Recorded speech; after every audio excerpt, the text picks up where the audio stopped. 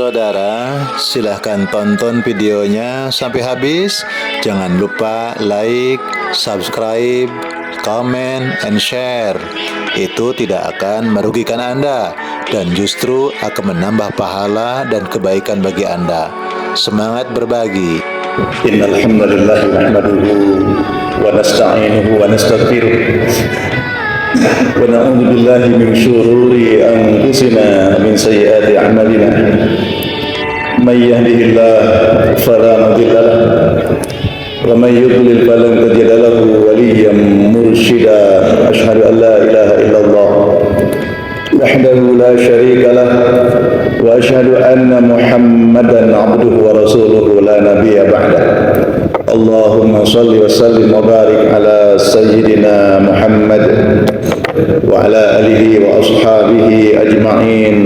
Wa ba'du, qala ta'ala fil Qur'anil 'azim, a'udzu billahi minasyaitonir rajim. Inna anzalnahu fi lailatul qadr wa ma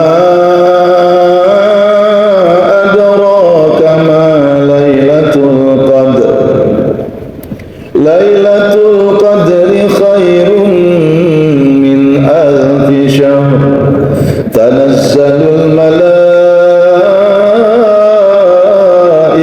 war-ruhu fiha bi'izni rabbihim min kulli amrin salam salamun hiya hatta matla'il fajr. Shadaqallahul azim. Yang kami muliakan para jamaah, bapak-bapak dan ibu-ibu jamaah Masjid Baitul Haq yang dimuliakan oleh Allah. Pripun kabar sedaya? Sehat nggih? Masih semangat? Alhamdulillah. Hari ke-24 mudah-mudahan barokah. Mudah-mudahan kita semua yang ada di masjid ini yang mengikuti jamaah subuh saat ini, kita akan mendapatkan anugerah Lailatul Qadar, insyaallah. Seperti di permulaan mengawali ketarawih, mungkin Bapak Ibu masih ingat, keinginan kita di bulan Ramadan itu ada 3, cita-cita kita ada 3. Masih ingat? Yang pertama, kita punya harapan agar menjadi pribadi yang bertakwa kepada Allah. Quran surat Al-Baqarah 183. Yang kedua, agar kita dijadikan oleh Allah sebagai hamba Allah yang selalu pandai bersyukur atas segala nikmat yang diberikan oleh Allah. Quran surat Al-Baqarah 185. La'allakum tashkurun. Yang ketiga, harapan kita berada di bulan Ramadan ini agar kita dijadikan oleh Allah selalu amal ibadah kita, aktivitas kita selalu berada di jalan yang benar, sebab selalu itu diberi petunjuk oleh Allah Subhanahu wa taala. Quran surat Al-Baqarah 186. La'allahum yarsyudun. 3 harapan. Cuma memang sekali lagi 3 harapan ini ayatnya menggunakan la'allah, la'allakum, la'allakum, la'allahum. La'alla itu namanya litaraji', orang yang memang punya harapan besar kepada Allah. Untuk 3 hal ini hanya ada kalanya sukses, ada kalanya gagal, ada kalanya berhasil, ada kalanya tidak berhasil. Cuma orang yang litaraji, harapannya sungguh-sungguh serius, lalu melakukan amal ibadahnya sungguh-sungguh, insya Allah nilai keberhasilannya lebih besar daripada yang gagal. Kira-kira itu. Jadi kemarin di awal Ramadan kita sudah sampaikan itu. Para jamaah yang dimuliakan Allah, alhamdulillah, Kalau kita masih ingat harapan-harapan kita di bulan Ramadan ini, insya Allah peluang untuk mendapatkan Lailatul Qadar insya Allah didapatkan. Hanya ibadah kita ini dibagi dua lah, katakan yang sederhana. Ada ibadah fisik, ada ibadah ruh. Itu kan? Orang berpuasa itu ibadah fisik, iya. Ibadah ruh sangat iya. Ibadah fisik panjenengan semua sejak subuh sampai nanti maghrib menahan dari makan, menahan dari minum, lalu tidak melakukan hubungan suami istri, maka panjenengan fisiknya beribadah kepada Allah Subhanahu wa ta'ala, memenuhi kriterianya orang yang berpuasa, imsak, menahan diri, tetapi itu sifatnya fisik. Tapi yang lebih ditekankan dalam bahasa agama ad-din adalah ibadah rohiyah. Rohani kita mesti ibadah. Yang itu oleh Rasulullah diingatkan, kam min shaimin laisa lahu min siyamihi illa al-ju' wal 'atash. Berapa banyak orang yang berpuasa, kata Rasulullah, di bulan Ramadan banyak yang puasa, tetapi mereka tidak mendapatkan pahala dari puasanya, tidak sukses puasanya, dia tidak mendapatkan balasan dari Allah, kecuali mereka hanya merasakan haus yang mencekik lehernya dan lapar yang mengorek-ngorek di lambungnya, di perutnya. Na'udzubillahi min dzalik. Oleh karena itu ada beberapa amalan yang harus kita perbaiki. Di samping amal ibadah fisiknya, juga amal ibadah ruhiyah. Para jamaah, Nabi Shallallahu Alaihi Wasallam mengingatkan ada 3 hal yang menggerogoti dalam hati manusia, yang itu harus dijauhi, kata Rasulullah. Dalam hadis riwayat Imam Ahmad, Imam At-Tirmizi, kata Rasulullah ada 3 aslu kulli khati'atin, induk daripada keburukan, induk daripada kejahatan. Dan Nabi mengatakan, inna fil jasadi mudghah, di dalam tubuh kita ini ada segumpal daging, kata Nabi. In saluhat saluhal jasadu kulluh. Kalau segumpal daging yang ada pada tubuh kita ini baik, maka akan baik panca indera kita, akan baik seluruh tubuh kita. In fasadat fasadal jasadu kulluh. Kalau dalam tubuh manusia segumpal daging itu buruk, maka akan buruk seluruh anggota tubuhnya. Ala wahyal qalb, kata Nabi, ketahuilah, itulah hati. Makanya perlu yang punya hati, hati-hati menjaga hati. Jamaah yang dimuliakan oleh Allah. Apa induk daripada keburukan? Aslu kulli khati'atin, disebut juga sebagai induk dosa. Kalau para penceramah seperti A'agim memberikan ilustrasi, manusia itu seperti moncong teko, ceret. Panjenengan tuang itu ceret itu ke gelas, maka apa yang keluar dari moncongnya itu? Oh, ternyata kopi. Insya Allah di dalam ceret itu, di dalam teko itu isinya memang air kopi. Kalau yang ditumpahkan itu susu, berarti di dalamnya susu. Kalau yang ditumpahkan itu air bening, berarti memang di dalam ceret itu air bening. Manusia itu apa yang tumpah? Apa yang biasanya diomongkan? Apa yang biasanya dicerita? Bagaimana perilaku sehari-harinya?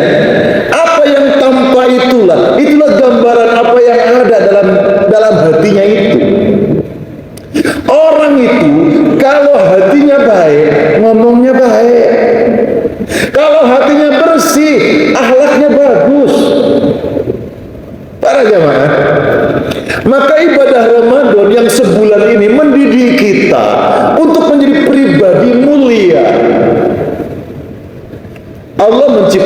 12 bulan, Allah tahu kualitas-kualitas kita dalam amal dalam 11 bulan itu seperti apa.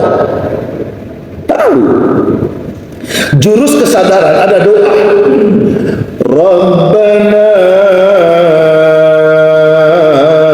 atmim lana, ya Allah, sempurnakan amalan kami, ya Allah.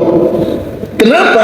Orang harus punya kesadaran, saya sudah sholat, sholat yang saya kerjakan ini masih belum di awal waktu, masih belum berjamaah, sering akhir-akhir waktu, sering mepet-mepet, sering tidak khusyuk, masih banyak yang belum sempurna dari apa yang ditunaikan dalam amal. Rabbana atmim lana, ya Allah, sempurnakan amalan-amalan kami, ya Allah.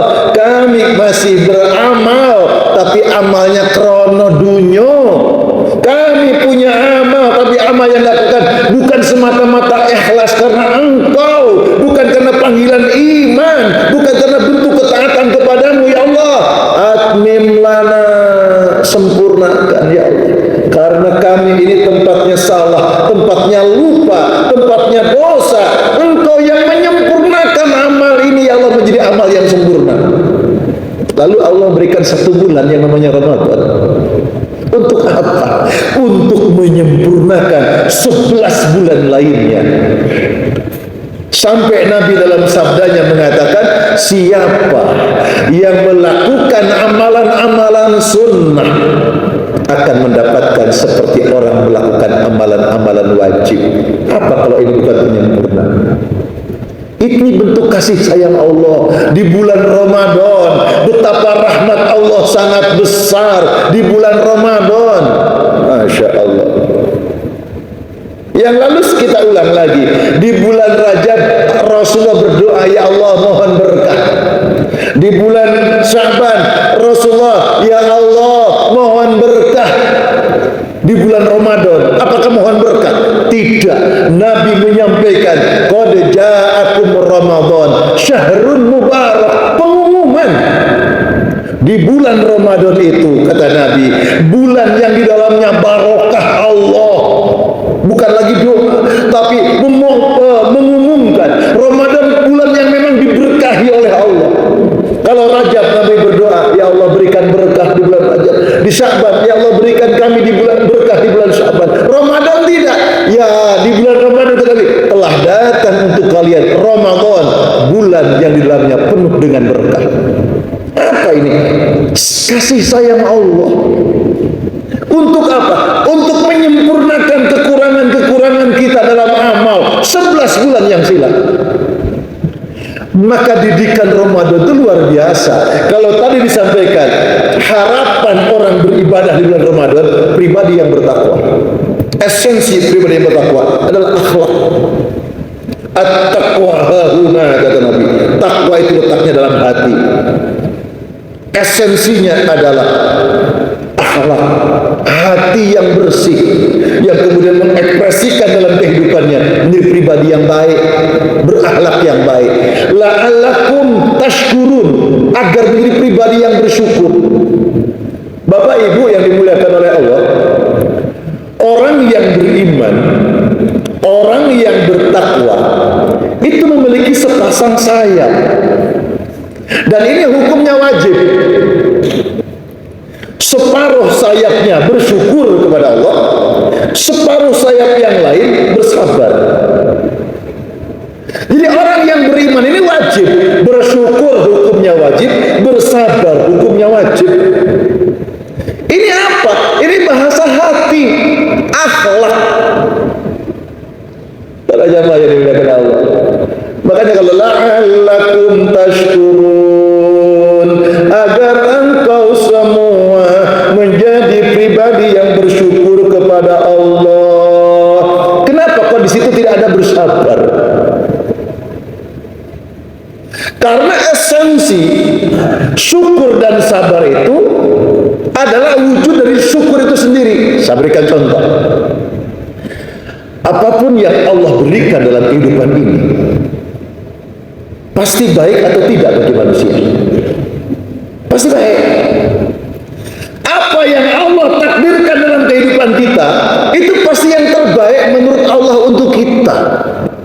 Tapi manusia menerjemahkannya beda. Nggih. Kalau hal-hal yang cocok dengan keinginan kita, hal-hal yang kita senangi, kita sukai, kita baru bersyukur, ya. Jadi sehingga makna syukur itu mensikapi sesuatu kenikmatan yang Allah berikan. Itu syukur. Tapi kalau sabar menghadapi, menyikapi sesuatu yang tidak cocok dengan keinginan, hal yang menyulitkan, hal yang menyedihkan, hal yang kita tidak sukai, maka sabar. Itu bahasa gelombang manusia untuk memahamkan diri manusia. Tapi apa semua yang kita lakukan ini sebenarnya untuk bersyukur kepada Allah. Kenapa? Karena orang bersabar itu bagaimana perilakunya? Orang bersabar itu neriman. Orang bersabar itu ketika dia menghadapi hal yang tidak enak, dia tidak berkomentar buruk. Dia tidak berkomentar buruk, sehingga ada makna as-sabru ala ta'ah, sabar dalam ketaatan. Mari sahur enaknya turu, di kokonan masjid, sabar ala ta'ah, sabar untuk ta'at. Mari sholat subuh asih wadem enaknya ya losor tidur, kok ono ceramah, ono ngaji, sabar, as-sabru ala ta'ah. Sebenarnya dilakukan ini kan juga syukur gitu loh. Makanya ayatnya la'allakum tashkurun itu mewakili dalamnya ada sabar. Burung bisa terbang tinggi karena memiliki sayap yang masih utuh. Pernah mendengar ada malaikat itu menebarkan sayapnya di tengah-tengah majelis. Ada hadisnya sahih, di mana ada majlis di situ, majlis zikir, majlis ilmu, maka turunlah malaikat Allah menaungi dengan sayapnya yang sangat lebar. Apa maksudnya? Tidak ada doanya orang yang ada dalam majlis Allah. Tidaklah berdoa orang yang berada di majlis Allah ini, kecuali doanya akan cepat dinaikkan oleh malaikat Allah dengan terbang kecepatan tinggi untuk disampaikan kepada Allah Subhanahu wa taala untuk mendapatkan jawaban kabul dari Allah. Dan orang mukmin itu iman kepada Allah mesti dia lengkap, ada sabar, ada syukur, ada syukur, ada sabar. Dan itu bahasa hati. Jamaah yang dimuliakan Allah. Dalam bahasa kemanusiaan ya, Anda jual saya beli. Itu ya. Ada orang mukul, boleh pukul balik. Itu bahasa manusia, boleh pukul balik. Oh mesoh balik, boleh. Cuma balasan mesoh baliknya itu loh, seimbang apa tidak kira-kira. Orang mukul, kita pukul balik, kira-kira kita balas mukul ini seimbang atau kebanderan kira-kira. Suami istri kalau bertengkar itu balas, kira-kira sing balas itu lebih lunak apa lebih banter? Lebih banter. Man jaa bis-sayyi'ati fala yujza illa mislaha wa hum la yudlamun. Allah itu kalau ada si hamba melakukan perbuatan dosa, si hamba melakukan perbuatan salah, Allah tuh maunya nggak balas. Allah nggak balas. Kalaupun Allah memberikan balasan, illa mislaha, yang persis, yang persis. Untuk balas yang persis itu susah gitu. Makanya dalam bahasa Al-Quran memaafkan adalah lebih baik. Ya? Orang kalau hatinya bersih, daripada cilaka untuk membalas keburukan orang, maka lebih baik dia memaafkan. Itu hati yang bersih. Bapak Ibu yang oleh Allah. Kita maunya siapa sih yang gak jengkel, dijengkelin orang, digarai orang? Jengkel kan? Boleh kita balas. Cuma kalau kita balas, terus sing ngukur seimbangi sopo? Gak iso. Daripada terjerumus kepada perbuatan zalim, illa mislaha wa hum la yuzlamun. Allah itu tidak membalas keburukan seorang hamba dalam melakukan keburukan, tidak balas. Kalaupun balas yang seimbang, yang setara. Kenapa? Allah tidak mau berbuat zalim. Orang mukmin itu nggak mau zalim. Daripada balas terus kebanderan, gak seimbang, dari zalim hukumnya, maka lebih baik memaafkan. Fa'fu anhum wasfah, maafkan dia, lapangkan hatimu. Masya Allah, itu Islam. Itu orang mukmin dididik 1 bulan di bulan Ramadan. Maka kata Rasulullah, iyyakum wal kibir, iyyakum wal hirs, iyyakum wal hasad. Ada 3 asli induk daripada keburukan, ada 3 induk dosa, kata Rasulullah. Yang pertama, kibir. Kibir itu sombong. Kata Nabi, iyyakum wal kibir, jauhi sifat sombong, kata Nabi. Fa inna iblis hamalahul kibir ala alla yasjuda li Adam. Iblis itu sombong ketika disuruh sujud kepada Adam, tidak mau sujud. Itu disebut sombong. Usjudu li Adam fasajadu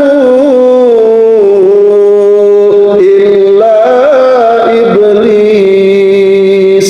Sujudlah kalian semua kepada Adam, kata Allah. Semua sujud illa iblis. Satu makhluk yang gak mau sujud, namanya iblis. Kata Allah, puasa di bulan Ramadan, orang semua puasa, kok ada yang gak puasa? Berarti sampai ada yang ngomong sholatlah, kata Allah, yang 5 waktu itu jamaah pada sholat, alhamdulillah. Tapi masih ada yang gak mau sholat.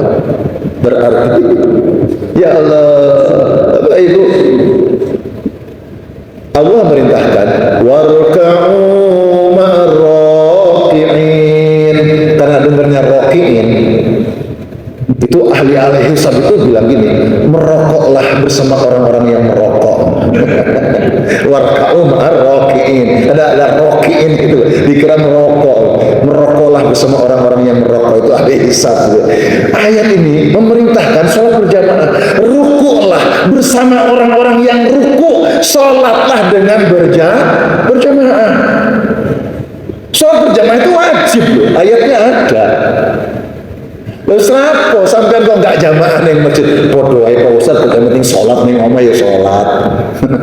Kan gak merasa dosa. Loh, iblis itu ketika disuruh sujud gak sujud, gak merasa dosa loh. Iblis itu ketika disuruh sujud gak sujud, dan dia gak merasa bersalah ketika gak sujud itu. Kenapa? Karena dia punya argumen, punya alasan. Loh, manusia itu tidak melakukan sesuatu pasti punya alasan.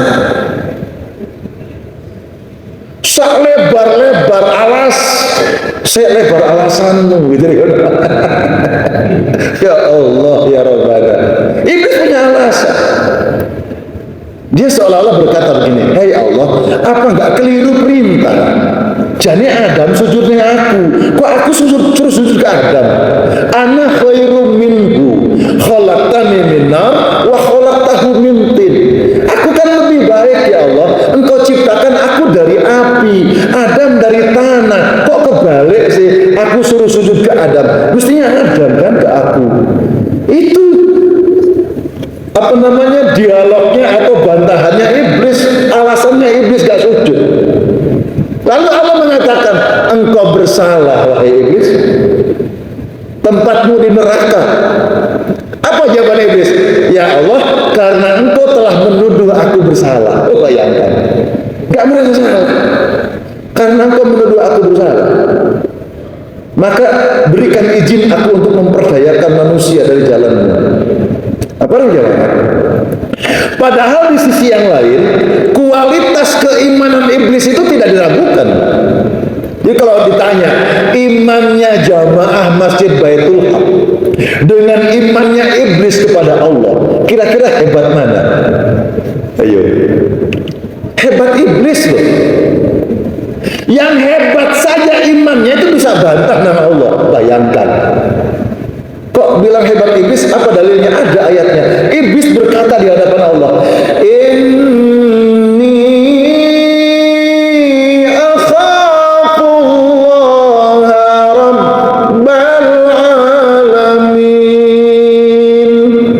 Ya Allah, sesungguhnya aku ini makhlukmu yang paling merasa takut kepadamu, Rabb semesta alam. Itu pengakuan iblis itu. Aku ini makhlukmu yang paling merasa takut kepadamu. Yang paling merasa takut saja biar harus disuruh sujud, gak mau. Apalagi kayak kita gitu. Iblis itu sangat imannya kuat aja bisa tidak sujud, punya alasan, berarti kan pinter tuh dia. Banyak orang pinter itu ketika menghadapi perintah dari Allah itu nggak melaksanakan. Logika yang berpikir, yang menjawab. Apa keliru Quran ya? Nggak up to date kayak ngono. Al-Quran nggak sesuai dengan perkembangan zaman. Kan begitu akhirnya. Kenapa? Dia otak-atik otak. Sehingga punya alasan menjadi dia tidak taat, tidak nurut kepada ayat Allah. Padahal orang mukmin menghadapi perintah tidak ada bahasa lain. Qalu sami'na wa ata'na. Aku dengar ya Allah, aku taat ya Allah. Raja mana? Iyyakum wal kibir, jauhi sifat sombong. Realnya kalau apa sih Pak Ustaz sombong itu? Hadis Nabi bersabda, al kibriya'u bi tarkil haq wa ghamtun nas. Yang disebut dengan sombong adalah orang yang menolak kebenaran, tidak nurut akan perintah Allah. Orang yang menolak kebenaran, hati-hati. Ini kan sama dengan cirinya orang-orang kafir. Sawa'un 'alaihim a'adzartahum am lam tunzirhum la yu'minun. Mereka itu sama saja, diberitahu atau tidak diberitahu, tidak mau tahu. Diingatkan atau tidak diingatkan, dia tak pernah mendengarkan. Kenapa? Ditutup mati hati mereka. Itu orang kafir. Lama kita ini kan orang mukmin. Ada orang beri nasihat, tersinggung. Sampai nasihati wong tua, area wong tua, kampung lagi. Orang tua nasihatin, sombong. Jadi orang diberi nasihat tersinggung itu sombong. Ya Allah, dikasih tahu. Kan nanti berapa tahun sih? 5 tahun, bah. Aku loh 20 tahun nyantri. Anak muda itu mengingatkan. Bah tadi ada gini, Allah gak usah tahu. Itu namanya bitarkil haq. Padahal nasihat itu, kebenaran itu bisa datang dari siapapun. Kalau ada sesuatu yang keluar dari artis cantik, satu artis cantik kenal saja. Ibu-ibu kenal artis cantik. Yang keluar itu muntah, diambil apa enggak? Boro-boro Pak Ustaz jijik. Tapi kalau sesuatu yang keluar dari binatang, itu telur, diambil. Diambil.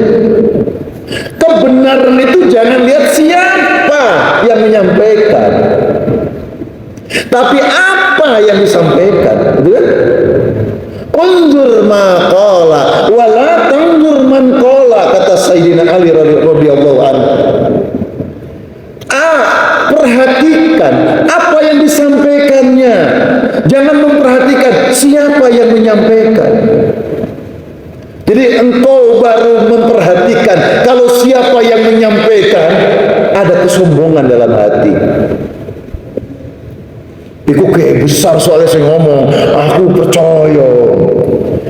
Nek, iku lari kampung saya ngomong, gak percaya. Padahal kebenaran. Ini kebenaran bisa datang dari siapapun. Maka Sayyidina Ali mengingatkan, undur ma qala wa la tandur man qala. Dugi japin Pak. Sampai jam berapa ngajinya?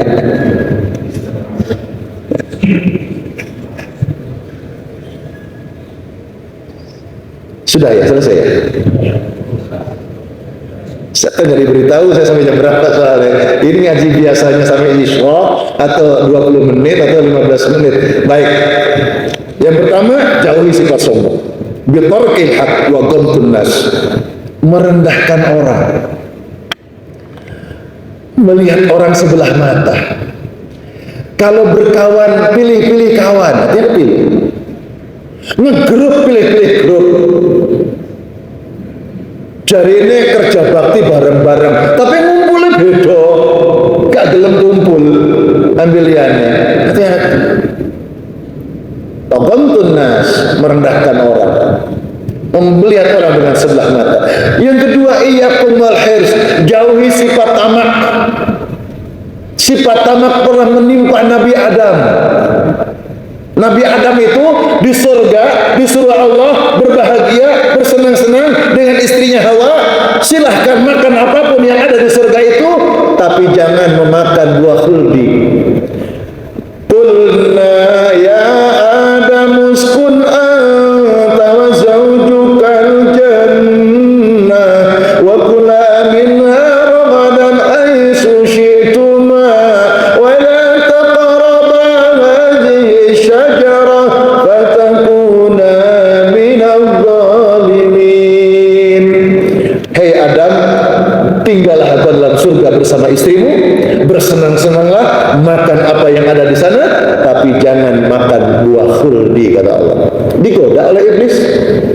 Adam, tahu nggak kamu dilarang makan buah khuldi? Nggak tahu.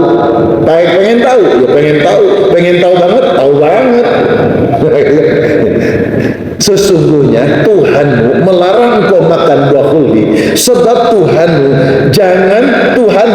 tidak merelakan engkau tinggal di surga untuk selamanya. Kalau kamu ingin tinggal selamanya dan merasakan kenikmatan yang sempurna, makan itu buah khuldi. Langgar saja. Itu adalah kipas-kipasnya iblis. Panjenengan itu seneng diberi harta halal, kok ngelirik-ngelirik yang haram. Kita wapir, ono sandal wapir, kok tak gumul ya apa itu? Jadi iblis bawaan naik, gak apa-apa, gak ada sengeruh, gitu. Colongan naik, gak apa-apa, supaya engkau bisa punya rumah yang bagus, supaya engkau bisa menyenangkan keluargamu. Jadi yang disebut dengan tamak itu orang yang tidak puas dengan harta yang halal, dengan sesuatu pembagian rezeki yang halal, dia masih ngambil-ngambil, ngelirik-ngelirik yang haram. Itu namanya tamak. Isim tamak itu. Nabi Adam itu digoda iblis. Jadi Nabi Adam gak salah loh, saya salah iblis. Sampai mana?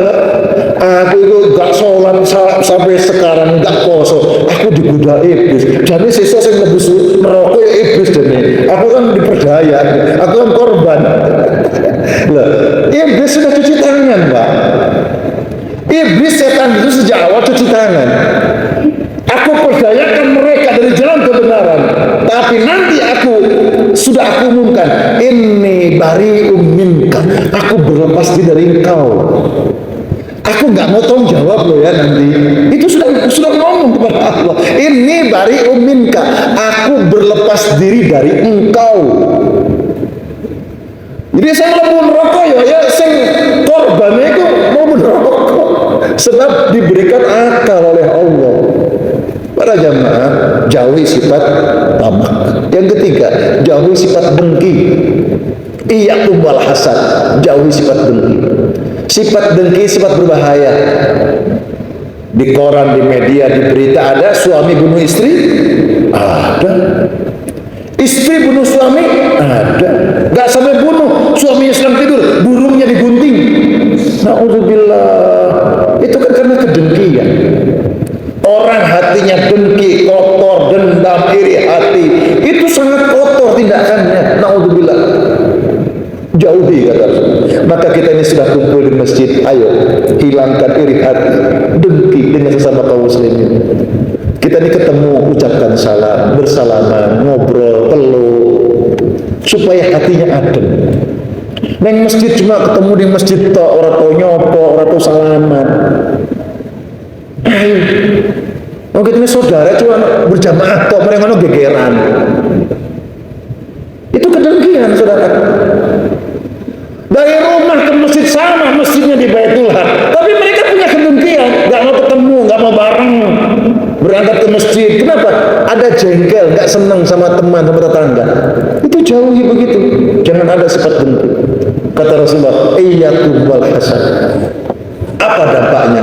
Innal hasad ya'kulul hasanat kama ta'kulun narul khatab. Orang yang punya sifat dengki dalam dirinya, amal baik yang dia kumpulkan akan hangus seperti kayu bakar yang dilalap oleh api yang menggelora. Na'udzubillah min dzalik. 3 saja dahulu. Jadi Nabi mengatakan jauhi 3 sifat yang ini sumber keburukan dalam diri manusia.